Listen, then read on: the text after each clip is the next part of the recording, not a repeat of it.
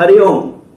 मैं आचार्य श्रीकांत शर्मा आप सभी का श्री एस्ट्रोलॉजी वर्ल्ड चैनल पे स्वागत करता हूं। आज का हमारा विषय है CPPL ग्रह, central planet of the previous life. पिछले जन्म के आसक्तियां और अभाव का किस प्रकार से मानव जीवन पे पड़ता है प्रभाव, ये हमारा विषय है। ये विषय आईकास के प्रेसिडेंट गुरुवर श्री AB शुक्ला के शोध पे आधारित है और इसी पर हम आज चर्चा करेंगे। आज का हमारा जो ये विषय है ये बहुत महत्वपूर्ण होने वाला है। जैसा हम सभी जानते हैं कि हमारा जो लाइफ है यह पास्ट लाइफ के कुछ कर्मों का ऋणानुबंधन लेकर के इस जन्म में लोगों का जन्म हुआ है। तो आज इसी पास्ट लाइफ और प्रेजेंट लाइफ के बारे में विस्तार से चर्चा करेंगे। जैसा हम सभी जानते हैं, इसका अध्ययन करें तो क्यों करें, हम लोग इससे क्या क्या प्राप्त होने वाला है।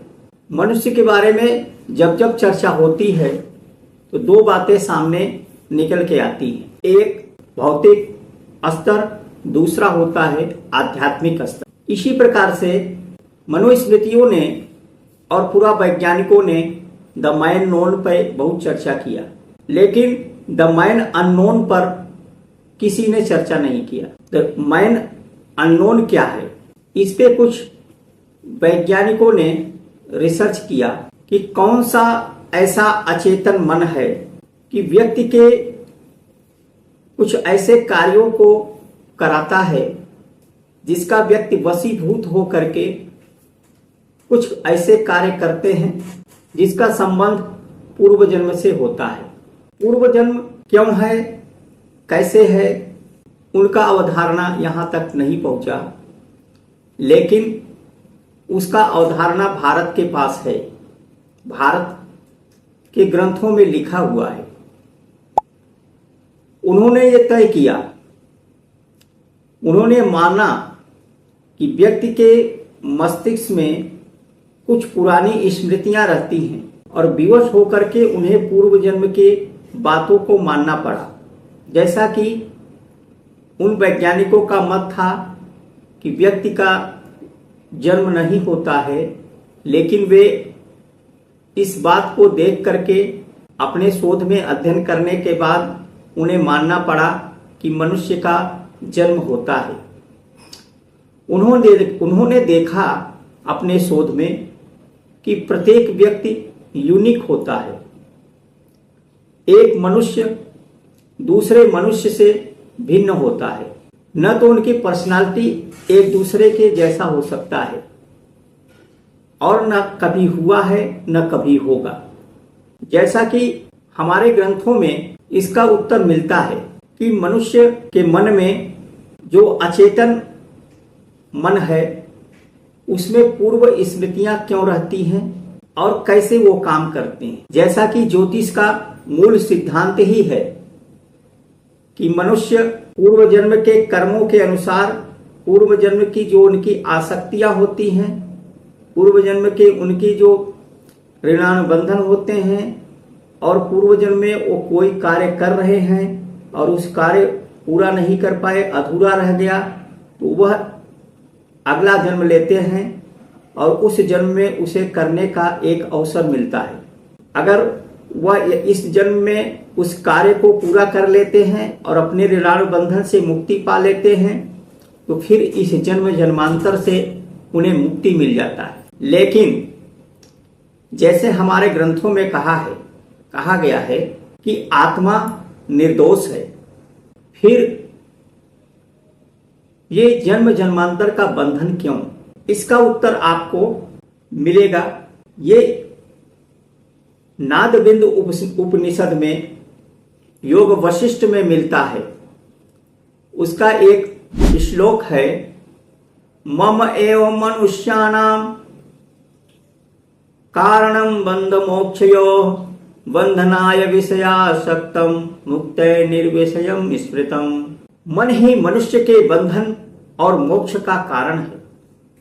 जो यह विषय युक्त हो तो बंधन रहता है और विषय युक्त से हीन हो अर्थात निर्दोष हो तो वह बंधन से मुक्ति प्राप्त कर लेता है। तो मन ही सभी व्याधाओं का कारण है। जैसा कि आत्मा को निर्दोष इसलिए कहा गया है, उदाहरण के रूप में समझिए, जैसे दर्पण के सामने कोई ऑब्जेक्ट रख दिया जाए तो दर्पण में वो ऑब्जेक्ट का प्रतिबिंब दिखाई देने लगता है, लेकिन जैसे ही उस ऑब्जेक्ट को हटाओगे दर्पण निर्दोष हो जाएगा।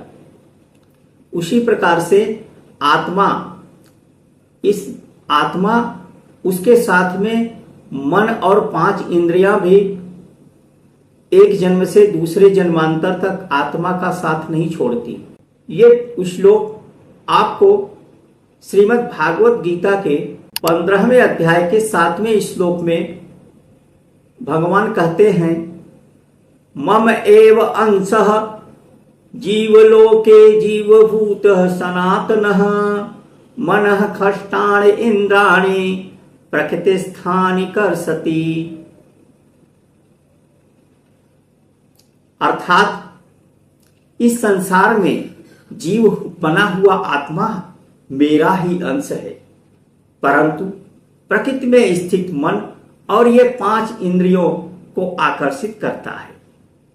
अर्थात आत्मा जो है वह निष्कलंक है, लेकिन उसके साथ में 5 इंद्रियां, ज्ञानेंद्रियां जो 5 कही गई हैं, और प्लस छठवां जो उन्होंने कहा है, छठवां उन्होंने आत्मा को कहा है।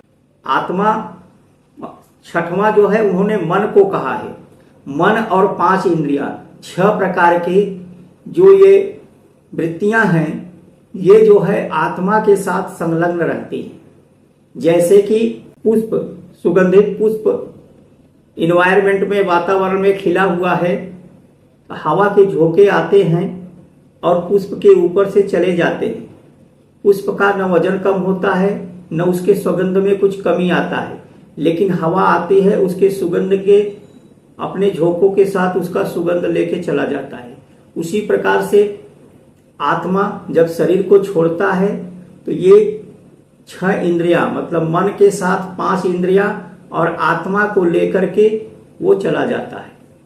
और ज्योतिष का जो मूल उद्देश्य है वह अपने पूर्व किए हुए कर्मों, ऋणान बंधनों के कारण और पूर्व जन्म के छूटे हुए कार्यों को करने के लिए वह जो है भिन्न भिन्न योनियों में अपना जो है वह देश, काल और पात्र का तलाश करता है कि हम किस देश में, किस स्थान पे, किस काल में जन्म ले, जिससे कि हम उस ऋणानुबंधन से मुक्ति पा सके। तो वह फिर से किसी शरीर को, नवजात शिशु के शरीर को देखता है और उसमें वो जो है विलीन हो जाता है। आत्मा प्लस ये 6 इंद्रियां, 5 इंद्री और एक मन, तब जाकर के ज्योतिष का मूल उद्देश्य यही है। यही ज्योतिष का मेन उद्देश्य है। जब व्यक्ति का जन्म होता है तो उसे एक अवसर मिलता है पूर्व जन्मों के ऋणानुबंधन से, उसे अवसर मिलता है कि वह उस ऋणानुबंधन से मुक्ति पाए और ये जो इंद्रियां हैं और ये मन है इसके माया से हट जाए और आत्मा परमात्मा में विलीन हो जाए। जब तक वह नहीं होता है ये जन्म जन्मांतर चलता रहता है। तो इसी को आगे गीता में कृष्ण भगवान ने कह दिया है कि आत्मा के साथ मन ही सभी व्याधाओं का कारण है। तो मन पर यदि कंट्रोल हो जाए तो ऑटोमेटिक व्यक्ति जो है मुक्ति की ओर चला जाता है। यही प्रकृति का नियम है। अब यहां से शुरू होता है अनुरक्त ग्रह। अनुरक्त ग्रह को हम कैसे जानें? Centre planet of the previous life कौन सा ग्रह होगा, इसको जानने के लिए मानसागरी में लिखा गया है, ललाट पट्टे लिखिता विधाता खष्टे दिने या अक्षर मालिका च ताजन्म पत्री प्रकटीं विद्यते दीपो यथा वस्तु घनांधकारे। ललाट पट्टे लिखिता विधाता खष्टी दिने या अक्षर मालिका च ताजन्म पत्री प्रकटीं विद्यते दीपो यथा वस्तु घनांधकारे। अर्थात जन्म नक्षत्र के छठवां नक्षत्र छठवें दिन आता है। उत्तर भारत में बहुत उत्सव के साथ छठी मनाया जाता है। जब बच्चा जन्म लेता है उसके छठे दिन छठी मनाया जाता है। और मानसागरी में लिखा गया है कि उसी दिन विधाता उसके ललाट पर अर्थात भाग्य का जो जन्मपत्री बना देते हैं वह मिटता नहीं है, किसी के मिटाए। और जिस प्रकार से घना अंधकार में दीपक दिखा दो तो वस्तु दिखाई देने लगता है, उसी प्रकार से छठी के दिन में विधना मतलब विधाता द्वारा ब्रह्मा जी द्वारा लिख दिया जाता है। कहावत भी है, विधना ने जो लिख दिया छठी रात की अंक राई घटे न पल बढ़े रहो मनुष्य निशंक। यानी विधाता ने जो लिख दिया है छठवीं के दिन वही जो है आपके जीवन में अटल सत्य है और वही होगा, उससे न तिल भर आगे और न तिल भर पीछे। तो यहां से हम अनुरक्त ग्रह की पॉइंट मिलता है कि अनुरक्त ग्रह किसे देखा जाए। तो जन्मकालीन नक्षत्र के छठवां नक्षत्र, यदि मान लो आपका जन्मकालीन नक्षत्र, जैसे भगवान श्री कृष्ण का जन्म रोहिणी नक्षत्र में हुआ था, तो रोहिणी नक्षत्र के स्वामी कौन है? चंद्रमा। चंद्रमा के जो हम ऋषियों ने बनाया है विंशोत्तरी महादशा, तो केतु से शुरू होता है। केतु, फिर वीनस, फिर सन, फिर मून, फिर मार्स, फिर राहु, फिर जुपिटर, फिर सैटर्न, फिर मरकरी। तो यहां से चंद्रमा से शुरू हुआ। चंद्रमा के नक्षत्र में यदि भगवान कृष्ण का जन्म हुआ तो मून के बाद से शुरू होगा moon, Mars, Rahu, Jupiter, Saturn, mercury. तो भगवान श्री कृष्ण का जो है अनुरक्त ग्रह, जिसे हम CPPL कह सकते हैं, वह बनता है बुध। उसी प्रकार से आप भी अपना अनुरक्त ग्रह जान सकते हैं। कुंडली में अनुरक्त ग्रह हमारे प्रीवियस लाइफ के कर्म को बताता है और हमारे अधूरे कर्म को बताता है कि कौन कौन से हमारे आसक्तियां किस किस कामों में थी, उसको कैसे पूरा करना है, और इस जन्म में हमारे क्या क्या ऋणानुबंध पूर्व जन्म में है उसे कैसे करना है, वह हमारा अनुरक्त ग्रह बताता है।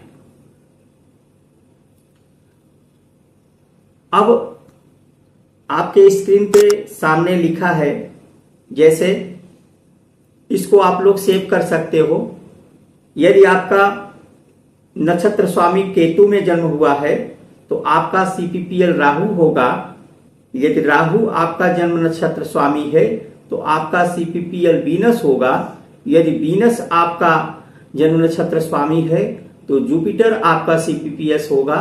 जुपिटर यदि आपका नक्षत्र स्वामी है तो सन आपका CPPL होगा। सन आपका नक्षत्र स्वामी है तो सैटर्न आपका सीपीपीएल होगा। सैटर्न आपका यदि नक्षत्र स्वामी है तो मून आपका सीपीपीएल होगा। मून यदि आपका नक्षत्र स्वामी है तो मरकरी आपका सीपीपीएल होगा। मरकरी यदि आपका नक्षत्र स्वामी है तो मार्स आपका सीपीपीएल होगा। मार्स यदि आपका नक्षत्र स्वामी है तो केतु आपका सीपीपीएल होगा। इस तरह से आप अपने नक्षत्र स्वामी को देखिए, उसके बाद इस चार्ट में देखिए आपका सीपीपीएल कहाँ है। अब उसे आप देखिए आपके कुंडली में वो किस भाव में बैठे हैं। वो जिस भाव में बैठे हैं उस भाव से संबंधित आपके पूर्व जन्म के कर्म बाकी रह गए थे और उस भाव से संबंधित आपका रिलेशन रह गया था और उसको आप इस जन्म में 100% करके जाओगे। आज हम केतु को लेते हैं।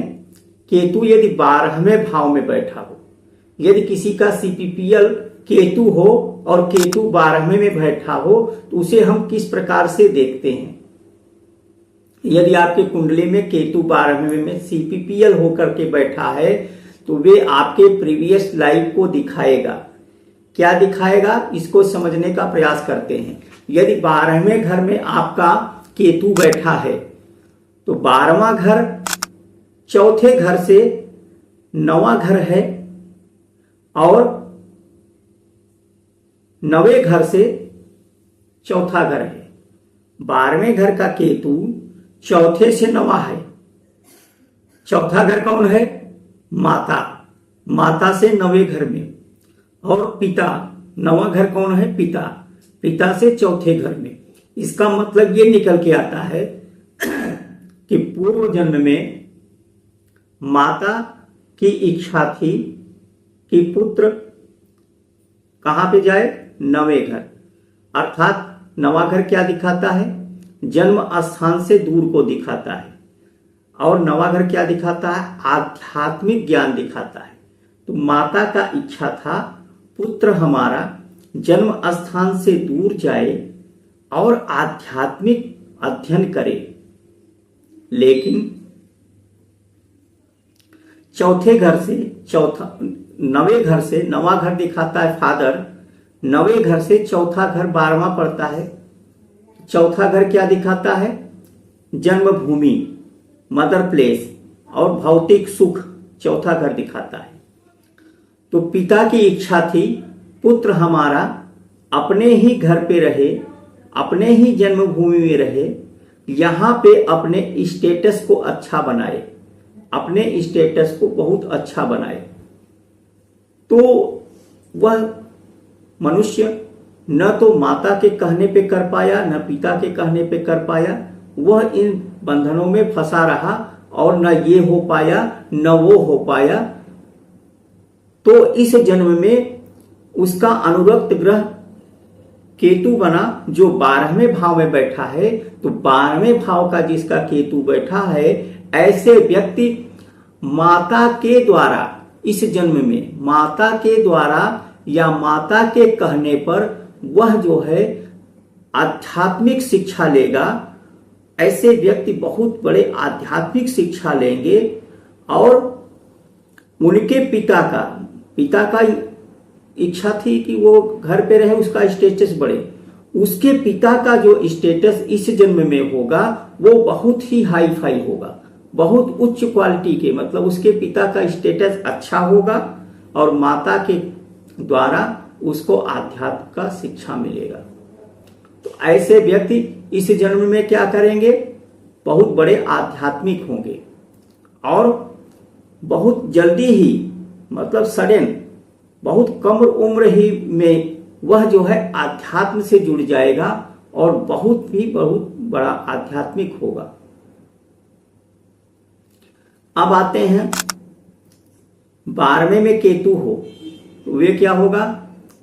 तीसरे से थर्ड हाउस से गिनना शुरू करेंगे। तीसरे से 10वां होगा और फिर 10वें से गिनेंगे तो 10वें से तीसरा होगा। अर्थात तीसरा भाव कौन सा है? भाई बहन। तो पूर्व जन्म में क्या हुआ उसके साथ? अपने भाई बहन के व्यवधान उत्पन्न होने के कारण, भाई बहन के व्यवधान उत्पन्न होने के कारण 10वां घर से 12वां घर, वह आध्यात्मिक ज्ञान या आध्यात्मिक उन्नति नहीं हो पाया।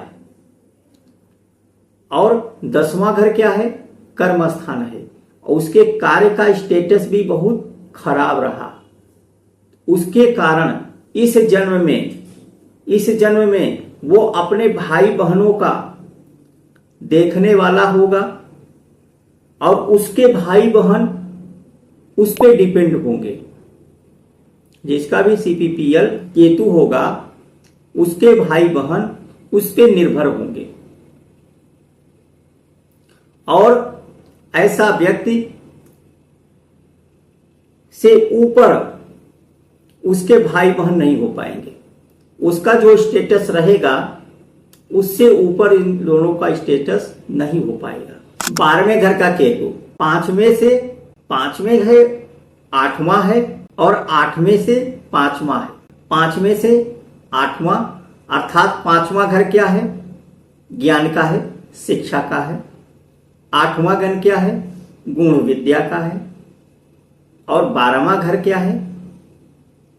परम गुण विद्या। तो ऐसे व्यक्ति पूर्व जन्म में उनके शिक्षा में पंचम भाव एजुकेशन को दिखाता है। पूर्व जन्म में उनका शिक्षा पूरा नहीं हो पाया, तो इस जन्म में वो बहुत ज्ञानी होंगे और गुण विद्या को जानने वाले होंगे। इस जन्म में वे रिसर्चर हो सकते हैं, गुण विद्या को जानने वाले होंगे और परम गुण विद्या को भी जानने वाले होंगे। उस जन्म में उसे कोई गुरु नहीं मिल पाया, लेकिन इस जन्म में उसे 3 गुरु मिलेंगे, क्योंकि पंचम भाव से मंत्र देखा जाता है और उसे गुरु दीक्षा में मंत्र भी मिलेंगे। और गुरु यहां पर गुरु जो अच्छे गुरु होंगे वह उसके अनुरक्त ग्रह को देखेंगे और उस हिसाब से उसका कौन सा कुंडली जागृत है, उस हिसाब से वे जो है उसको साधना के लिए मंत्र देंगे। उसको इस जन्म में 3 गुरु मिलेंगे और तीनों गुरु उसको जो है उसके जीवन को तारेंगे। अब आता है छठे से 7वां। छठे भाव से गिनेंगे तो 12वां भाव 7वां है और 7वें से गिनेंगे तो 6ठा है। तो जिसका CPPL केतु 12वें में बैठा है, ऐसे जातक के जीवन में इनका वैवाहिक जीवन या तो विवाह होगा नहीं, और विवाह होगा भी तो ऐसे व्यक्ति का रिलेशन अच्छा नहीं रहेगा। वह किसी न किसी कारण से वह अपने परिवार अर्थात अपने जीवन साथी से, जीवन संगनी से वह अलग रहेगी या रहेगा। ये आपको यदि वो CPPL ग्रह होगा तो इस प्रकार से होगा। अगर केतु CPPL ग्रह नहीं होगा तो ये सारी चीजें नहीं होगा।